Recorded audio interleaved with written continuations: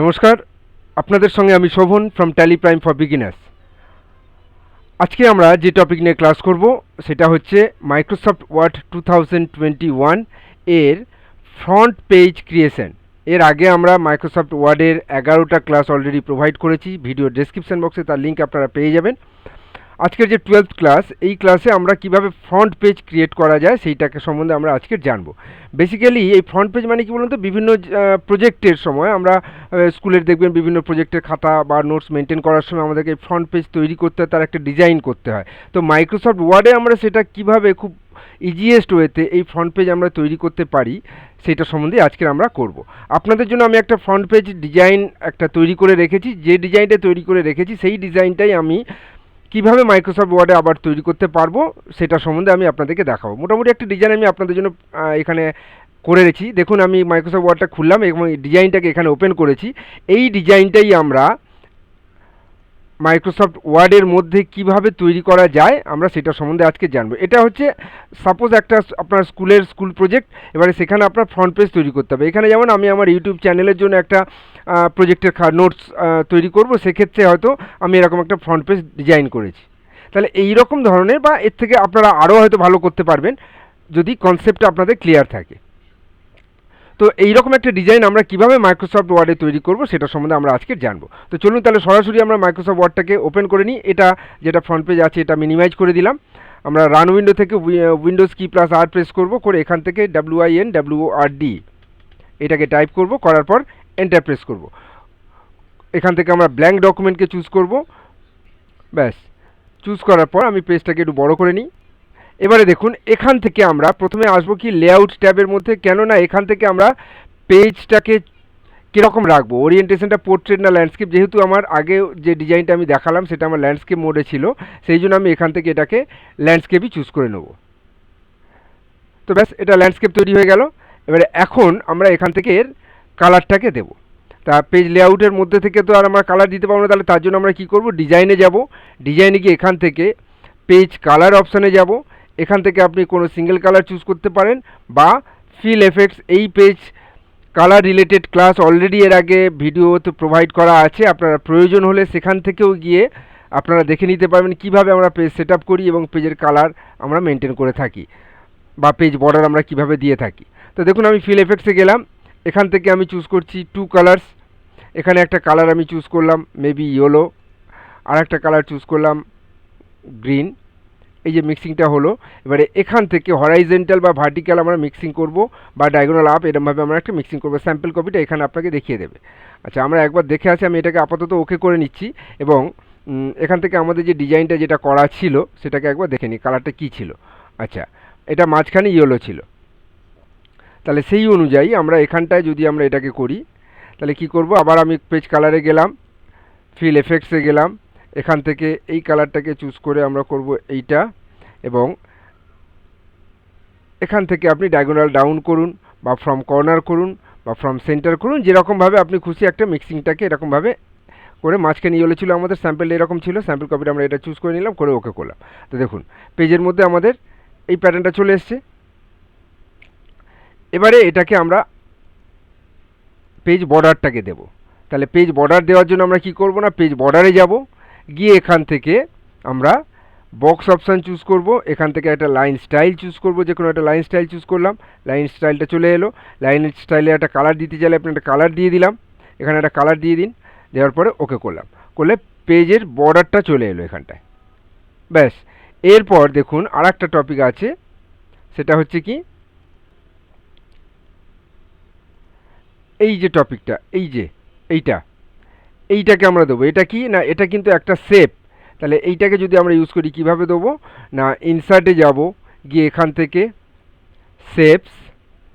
শেপসে গিয়ে আমরা ডিজাইনটা নেবো। এই ডিজাইনটা এটাকে চুজ করলাম, করার পর পেজের মধ্যে আপনি টেনে আনুন, এরকমভাবে অ্যাডজাস্ট করে নিন কীরকমভাবে করবেন। ব্যাস, কীরকম সাইজ রাখবেন।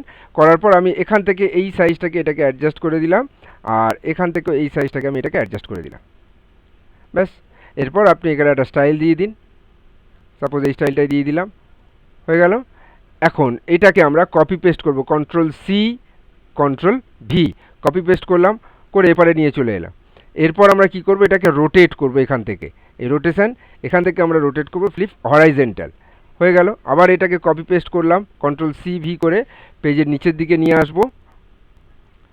পেজের নিচের দিকে নিয়ে এসে এটাকে আমি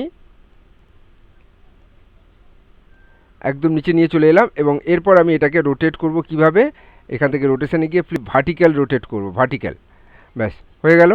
এরপর আলাদা আরেকবার আমি কপি পেস্ট করে নিলাম, এটাকে এপারে নিয়ে চলে এলাম। এরপর আমি এটাকে আবার রোটেট করব ফ্লিপ হরাইজেন্টাল। তাহলে দেখুন এইভাবে আমরা এটাকে অ্যাডজাস্ট করে নিতে পারবো। ব্যাস এই হয়ে গেল আমাদের। একটা অ্যাঙ্গেল বর্ডার আমরা দিয়ে দিলাম, এই হলো। এবারে যেমন আপনার পেজের সাইজ থাকবে বা পেজ অনুযায়ী পেজের আমরা এটাকে অ্যাডজাস্ট করে নেব। ব্যাস। এরপর এরপর কি বলেছে না, এরপর হচ্ছে আমাদের এইখানে এই যে বক্সটা, এই বক্সটার জন্য আমরা আলাদা আর একটা বক্স আনবো। সেটা কিভাবে আনবো দেখুন। তাহলে এখান থেকে ইনসার্ট, এখান থেকে শেপে যাব, শেপে গিয়ে এই রকম শেপটাকে নেব, নিয়ে আমরা বক্সের মধ্যে এরমভাবে টেনে দেবো। ব্যাস। এরপর আমরা এখান থেকে শেপ ফিল দেব একটা। আচ্ছা, একটা শেপের আমি একটা আগে ডিফল্ট একটা কালার দিই, তারপর আমি দিচ্ছি। শেপ ফিল দিলাম। এরপর এখান থেকে আমরা শেপ ফিলের অন্য একটা কালারকে আমরা দিয়ে দিতে পারি, গ্রেডিয়েন্ট কালার বা মোর গ্রেডিয়েন্ট কালার। এখান থেকে অ্যাডজাস্ট করতে পারি যেভাবে খুশি। আপনি চাইলে একটা কালার এখানে অ্যাডজাস্ট করে দিলেন, গ্রেডিয়েন্ট ফিল এলো, এখানে একটা গ্রেডিয়েন্ট ফিল কালার দিয়ে দিলাম। এরপর আমরা শেপ এফেক্ট দেবো। শেপ এফেক্টেতে প্রিসেটে এসে আমরা এরকম একটা শেপ এফেক্ট দিয়ে দিলাম। ব্যাস হয়ে গেল। এরপর এর মধ্যে আমরা টেক্সটকে টাইপ করবো, আর টেক্সট এখানে কার্সার ব্লিঙ্ক করছে।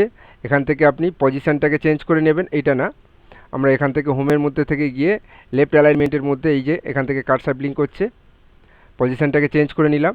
আমরা এখানটা এবারে লিখব কি কি দিয়েছে, নেম দিয়েছে, কোর্স দিয়েছে, সাবজেক্ট আর ক্লাস। তাহলে আমরা এবার এখানটায় দেব নেম, নেম দিয়ে ডট ডট দিয়ে দিই। ব্যাস একটু বড় করে নেবো লেখাটাকে। আমরা শিফট কন্ট্রোল গ্রেটার দেন করে আমরা ফন্ট সাইজ যেভাবে লার্জ করে আমরা এটাকেও সেভাবে লার্জ করছি। ব্যাস নেম, এর একটা কালার দিয়ে দিই। ব্ল্যাক ছিল মনে হচ্ছে কালারটা, হ্যাঁ ব্ল্যাক ছিল, আমি ব্ল্যাকই দিলাম। আপনি চাইলে অন্য কোনো কালারকেও দিয়ে দিতে পারবেন। হলো। এরপর এই যে অ্যালাইন টেক্সট, এখান থেকে আমরা এটাকে টপ করে দিলাম, এটা টপ হয়ে গেল। এন্টার প্রেস করে আমরা এখানটায় নেম আর কি ছিল আমাদের, কোর্স ছিল, সাবজেক্ট আর ক্লাস ছিল। তাহলে নেম, এরপরে কোর্স,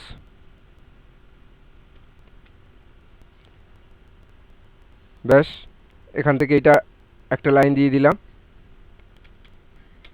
আর এরপরে আবার সাবজেক্ট আর এর সঙ্গে দেবো ক্লাস।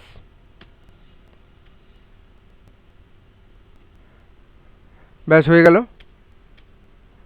একটু এটাকে সাজিয়ে নিতে হবে। এই তো এই হয়ে গেল আমাদের স্টাইলটা। এটা চাইলে আপনি আরেকটুখানি বড় করে নিন ফরম্যাটটা। এই হয়ে গেল। এরপর আমরা করব হেডিংটা, যেটা আমাদের হেডিং ছিল। এইটা আমাদের হেডিংটা কী ছিল, ট্যালি প্রাইম ফর বিগিনার্স, এই যে টপিকটা লেখা। তাহলে এইটাকে আমরা লিখবো। এইটাকে আমরা কীভাবে লিখবো এখানটা দেখুন। তাহলে এখান থেকে আমি ইনসার্টে যাচ্ছি, ইনসার্টে গিয়ে এখান থেকে আমরা যাব ওয়ার্ড আর্ট। এখানে আপনি একটা হেডিং স্টাইল চুজ করে নিন। ব্যাস এখানটা আমরা লিখব, আপনি আপনার যে প্রজেক্ট সম্বন্ধে লিখবেন সেই প্রজেক্টের হেডলাইন এখানে দেবেন। আমি আমার চ্যানেলের নাম দিচ্ছি ট্যালি প্রাইম ফর বিগিনার্স। হলো। এবারে সাইজটাকে আমরা একটু, লেখার সাইজটাকে প্রয়োজন মতো একটু বাড়িয়ে নেব। ব্যাস হয়ে গেল। যেমন প্রয়োজন আপনার সেরকমভাবে লেখার সাইজটাকে আপনি বাড়িয়ে নেবেন, যেটা অ্যাডজাস্টেবল হবে এখানটায়। এরপর এখান থেকে এই যে টেক্সটটাকে আমরা করলাম, এরপর আমরা কি করব, এখান থেকে না এই টেক্সটের ট্রান্সফর্ম এফেক্ট দেবো, ট্রান্সফর্ম এফেক্ট। এবারে কীরকম ট্রান্সফর্ম এফেক্ট দেওয়া হবে এখানটায়, আমাদের যে স্টাইলটা ওখানে দেওয়া ছিল সেটা ছিল এইরকম একটা স্টাইল, তাহলে এইরকমভাবে আমরা ট্রান্সফর্ম এফেক্টটাকে এখানটায় দিয়ে দিলাম। এবারে আপনি কতটা ব্যান্ড করবেন সেটা এখানে অ্যাডজাস্ট করলেন, আর লেখার সাইজটাকেও আপনি এখান থেকে বাড়িয়ে দিতে পারেন প্রয়োজন মতো। ব্যাস হয়ে গেল ট্রান্সফর্ম এফেক্ট। এবারে এটাকে আপনি পজিশন মতো অ্যাডজাস্ট করবেন, দেখুন এই হয়ে গেল। এরপর আমাদের লেখার যে কালারটা ছিল, লেখার কালারটা কেমন ছিল, আচ্ছা তাহলে এরপর লেখাটাকে আমি টেক্সটটাকে সিলেকশন করলাম, এখান থেকে একবার টেক্সটটাকে সিলেক্ট করে নিলাম, নিয়ে আমরা এখান থেকে কালারটাকে চুজ করে নেব। এই ছিল কালার, আর ছিল কি কালার একবার দেখে নিই, হ্যাঁ এই যে শ্যাডোটা এই কালার ছিল, তাহলে আমরা এখান থেকে শ্যাডো কালারটাকেও চেঞ্জ করবো। এই যে শ্যাডো কালারটা যেটা দেওয়া আছে, শ্যাডো কালারটাকেও চেঞ্জ করব। তাহলে শ্যাডো কালার চেঞ্জ করার জন্য আমরা কি করব, এটা হচ্ছে লেখার কালার হলো। তো শ্যাডো কালার করার জন্য আমরা কি করব, তাহলে এখান থেকে আমরা চলে যাব এরপরে